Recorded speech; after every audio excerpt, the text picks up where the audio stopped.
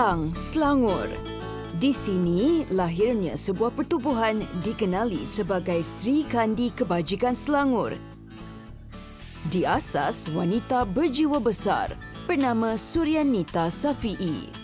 Berusia 41 tahun, mesra disapa Suri, dia bergiat aktif dalam melakukan kerja-kerja kebajikan dan kemanusiaan sejak 6 tahun lalu.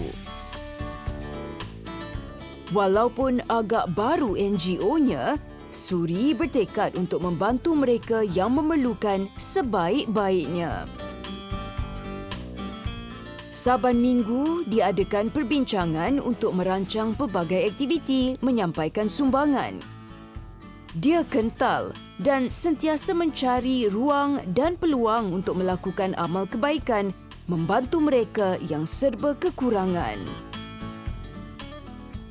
Kalau dikira visi, misi dan matlamat Sri Kandi Kebajikan Selangor ni adalah untuk membantu semua orang sebenarnya. Bukan daripada sudut dana saja kita nak bagi pada diorang, sudut bantuan.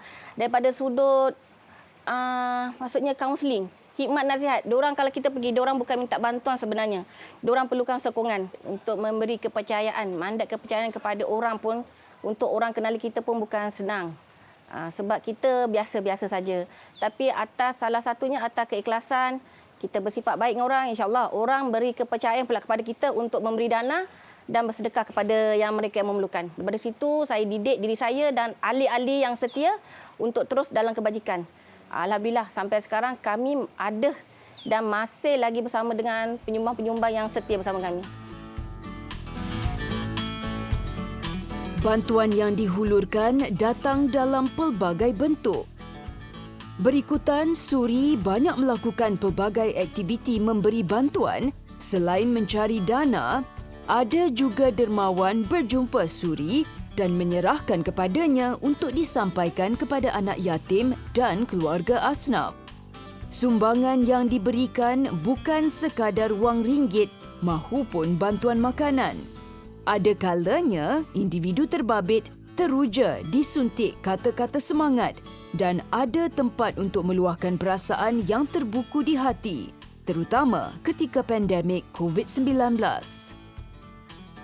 Suri menceburkan diri dengan kerja-kerja kesukarelawan bermula tatkala satu program gotong royong membersihkan tanah perkuburan di kawasan kampung yang didiaminya.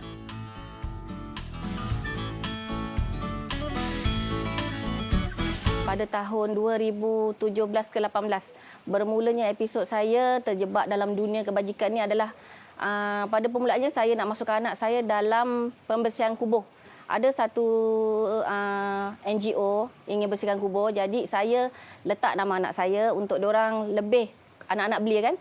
Tapi saya sendiri yang meletakkan diri saya akhirnya. Dalam masa sama, selama dalam 2 tahun yang jalan tu, saya diberi pendedahan tentang ilmu-ilmu kebajikan. Dan akhirnya saya diberi kepercayaan, mandat kepercayaan oleh NGO itu untuk saya teruskan jalan sendiri saya punya NGO yang telah di ROS-kan. Kalau nak dikira, kami punya pertubuhan telah didaftarkan selebih kurang 3 tahun. Dalam tempoh 3 tahun, yang 4 tahun yang seterusnya, Rakam Bersatu Kebajikan Selangor telah ditukar kepada Sri Kandi Kebajikan Selangor. Dan inilah perjalanan kami seadanya. Sejak itu, Suri selalu mengikuti aktiviti gotong royong membersihkan tanah perkuburan di sekitar Klang. Sebelum saya masuk Sri Kandi Kebajikan Selangor, saya bermasuk satu NGO membersihkan kubur. Dan di sinilah tapak permulaan dan di sinilah kelahirannya jiwa saya untuk terus dalam kebajikan. Bermula dengan bersih kubur. Aktiviti kami di sini adalah bersihkan kubur. Kita cabut-cabut rumput dekat tapak-tapak tanah perkuburan. Dan kita menjemput penduduk-penduduk di sekitar sini untuk bersama-sama membersihkan tanah perkuburan.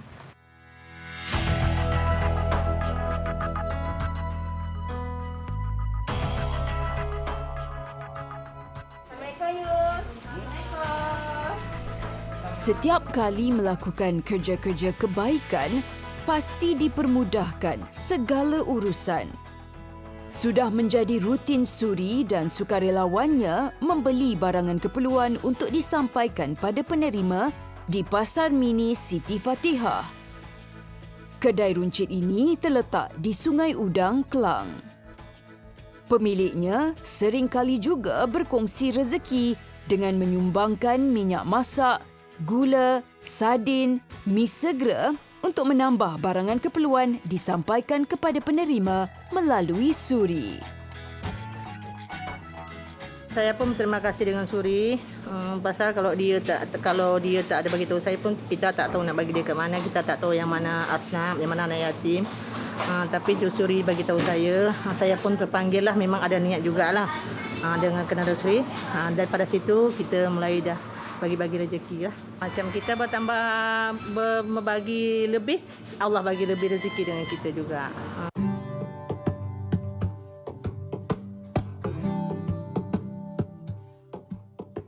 Suhana Nayan, 44 tahun dan Nurul Naimah Abdul Kalam, 34 tahun, sahabat karib Suri. Mereka banyak membantu Suri dalam menjayakan program di dalam Pertubuhan Sri Kandi Kebajikan Selangor.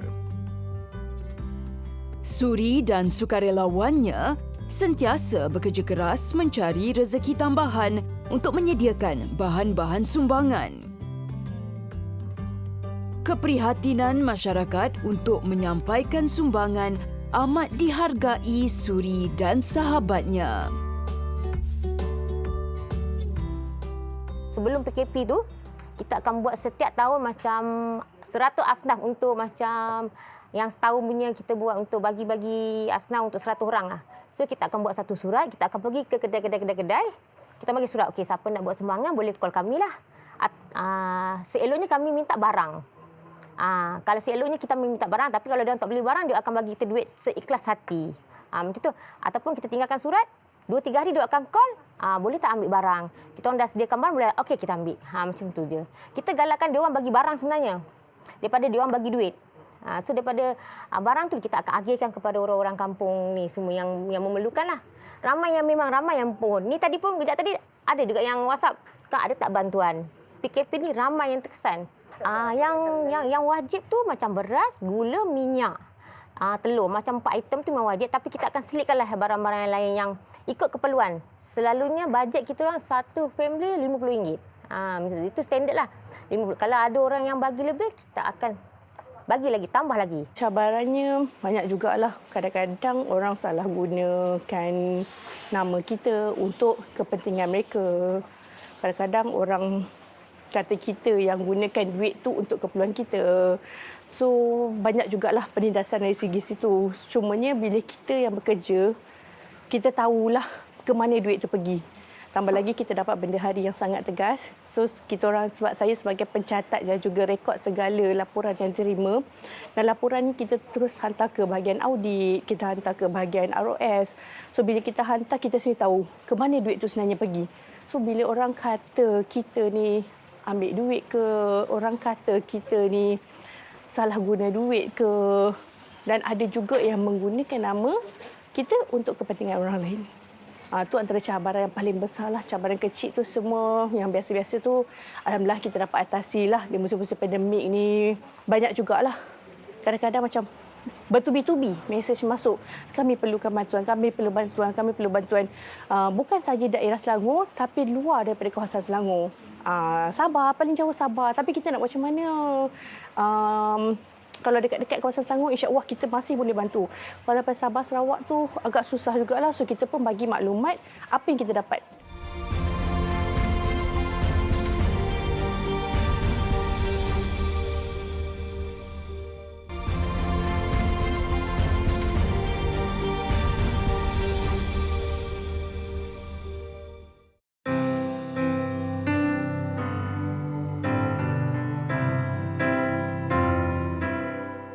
Suri sentiasa mencari insan-insan yang memerlukan bantuan, terutama kepada mereka yang terkesan akibat pandemik COVID-19 ini. Banyak keluarga dan juga masyarakat warga asing kehilangan pekerjaan dan tidak mampu untuk meneruskan kehidupan seperti biasa. Dengan sumbangan sanak saudara dan sahabat handai, Suri menyediakan food basket atau sumbangan makanan asas di hadapan rumahnya. Terima kasih banyak-banyak, terima kasih Suri sama kakak-kakak ini semua, terima kasih. Terima kasih sama Bu Suri sudah membantu kita. Semoga teman-teman semua murah rezeki, diberi kemudahan segala urusannya, panjang umur, sehat selalu. Semoga Allah membalasnya. Amin.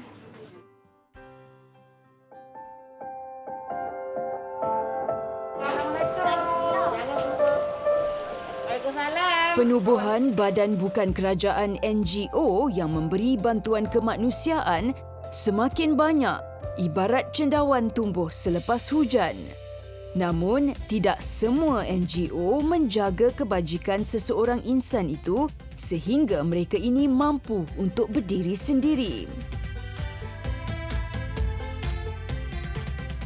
Bagi Haliza Abdul Halim yang telah berkecimpung dalam kerja-kerja kemanusiaan sejak 20 tahun lalu, dia yakin semangat Suri tidak akan abaikan tanggungjawabnya untuk memberi bantuan secara berterusan kepada insan-insan yang memerlukan ini.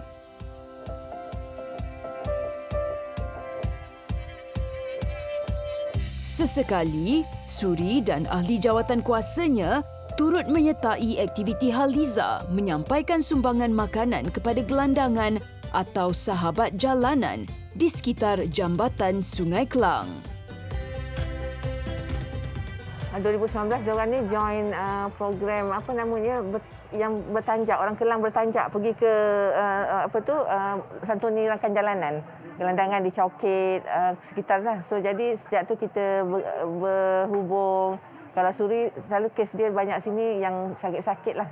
So kita supply lampin, susu, kerusi roda, semua atau apa saja yang dia perlukan kita bantulah macam tu sebab dia orang pun baru bermula kan. Kita ambil yang positif saja. Macam tu untuk bertahan lama lah. Lepas tu kita kena ada confident untuk penyumbang trust dekat kita. Kita kena gain trust daripada penyumbang tu kat kita lah.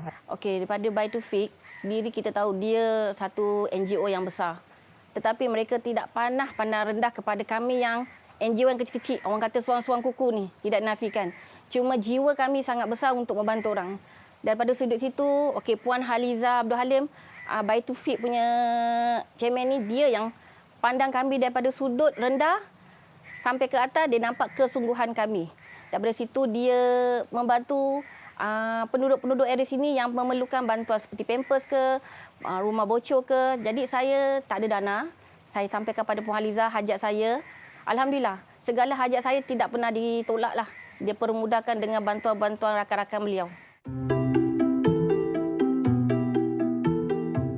Badan Kebajikan Baitul Fiqh yang dikendalikan Haliza banyak menyantuni rakan-rakan jalanan di Kuala Lumpur.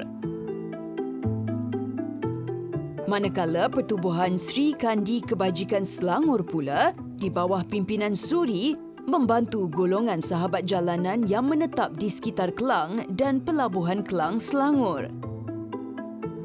Bantuan makanan yang disediakan ini diberikan hampir setiap petang di beberapa kawasan yang menjadi lokasi sahabat jalanan menumpang teduh. Kami semua untuk tahun 2021 itu kami berbuka puasa, bersahur je tidak.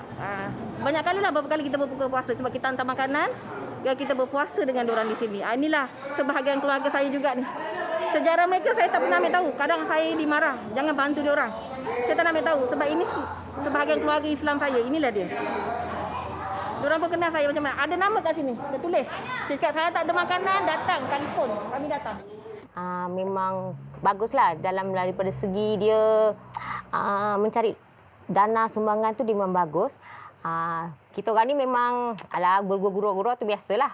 Bab kerja kita orang serius lah. Kalau bab guru tu kita guru lah. Tapi pribadi tu dia apa yang tengok sekarang keadaan dia macam tu. Tapi kalau kita buat kebajikan kita kena buat betul-betul. Sebab amanah ni daripada orang ada jugalah kadang-kadang cerita-cerita yang di belakang cakap tak payah. Orang punya cerita kita tak nak dengar. Masalah orang kita ambil kita simpan. Kita tak boleh nak cerita ke orang. Itu saya cakap apa? Nak jalan terus. Kadang dia ada give up. tak payah give up. Kita sekarang nak buat bantuan, nak bagi orang. Kerja kita kerana Allah, bukan kerja kita kerana orang. Orang nak cakap apa, itu biar. Okey, selagi ada orang percaya pada kita, kita teruskan.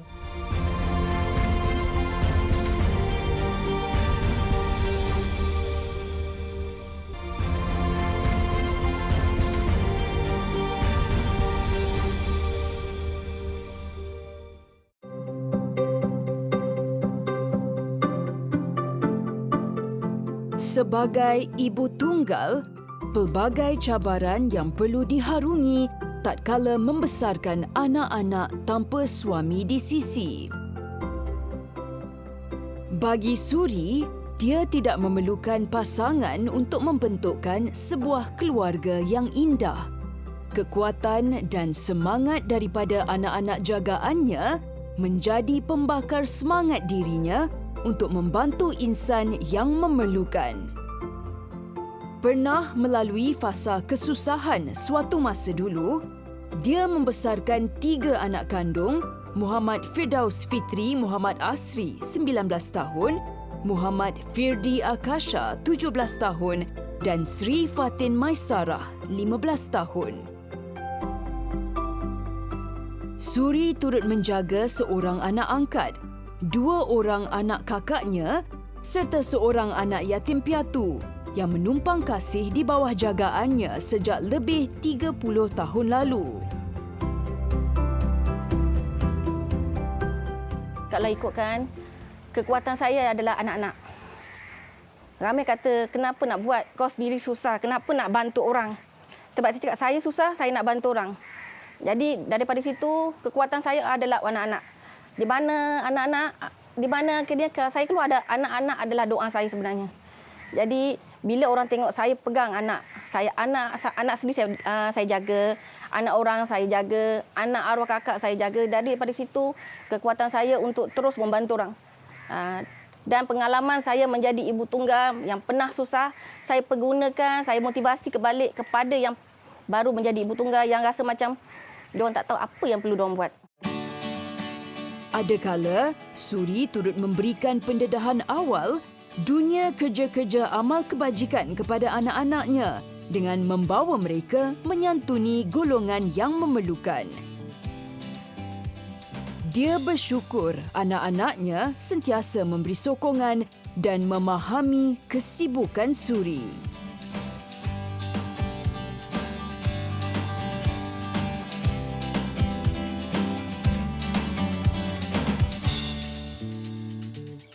Raja Nur Laili Raja Muhammad Rasdi menetap di Jalan Sungai Bertih, Klang. Dia antara penerima sumbangan daripada Pertubuhan Sri Kandi Kebajikan Selangor. Kesedihan kehilangan anak lelakinya awal tahun ini masih dirasai. Justru, Suri dan rakan-rakan sering ke rumah Laili menyuntik semangat dan memberi sokongan moral. Laili menghargai keprihatinan Suri terhadap diri dan keluarganya. Terima kasih pada Sri Kandi Kebajikan Selangor. Alhamdulillah murah rezeki kamu semua. InsyaAllah moga Allah pemudahkan urusan dunia akhirat. Semoga dilindungi. Amin. Amin ya Rabbal Alamin. Terima kasih banyak-banyak.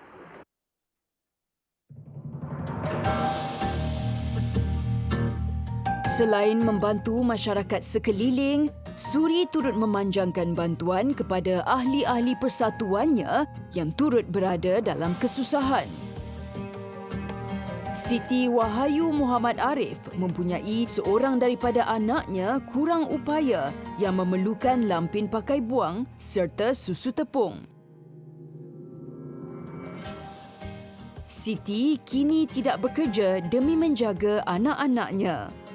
Kekerapan Suri memberi sumbangan banyak membantu keluarga Siti.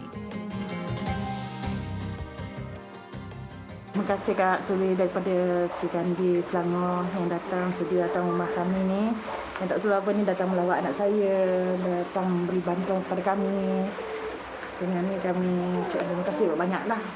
Sebanyak sikit pun dapat membantulah keluarga kami. Kebanyakan penerima sumbangan bersyukur dan berterima kasih kepada penderma juga suri yang berhati emas menyampaikan sumbangan.